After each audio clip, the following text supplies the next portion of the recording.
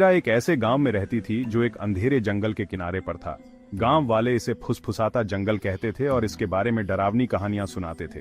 वे कहते थे कि यह जंगल श्रापित है। लीरा का भाई इवान इन कहानियों पर विश्वास नहीं करता था। वह एक दिन जंगल में गया और वापस नहीं लौटा। लीरा को इवान की बहुत याद आती थी। वह जानती थी कि उसे ढूंढना ही होगा। गांव वालों ने उसे जंगल में न जाने की चेतावनी दी।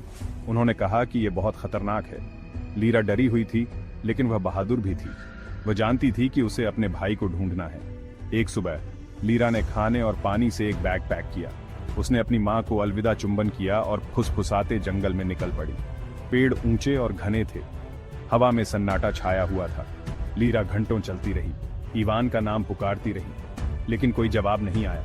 बस उसके अपने कदमों की आवाज और पत्तों की सरसराहट सुनाई दे रही थी। लीरा जंगल में और अंदर जाती रही। पेड़ पास पास आ गए थे। उनकी शाखाएं आपस में गुंथी हुई थीं। सूरज की रोशनी घने पेड़ों से मुश्किल से ही गुजर पा रही थी, जिससे जंगल के फर्श पर लंबी डरावनी परछाइयां पड़ रही थीं।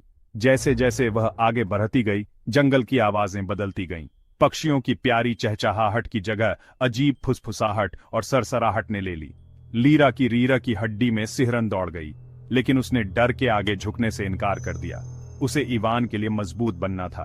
ऐसा लग रहा था जैसे जंगल उसे पीछे धकेल रहा हो, उसे वापस जाने पर मजबूर कर रहा हो। लेकिन वह आगे बढ़ती रही। उसका हौसला बुलंद था।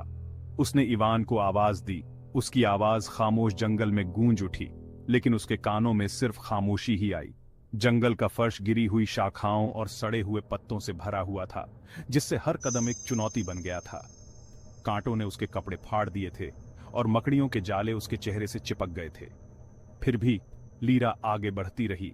उसका दिल डर और दृढ़ संकल्प के मिश्रण से भरा हुआ था। उसने यह मानने से इनकार कर दिया कि इवान चला गया है।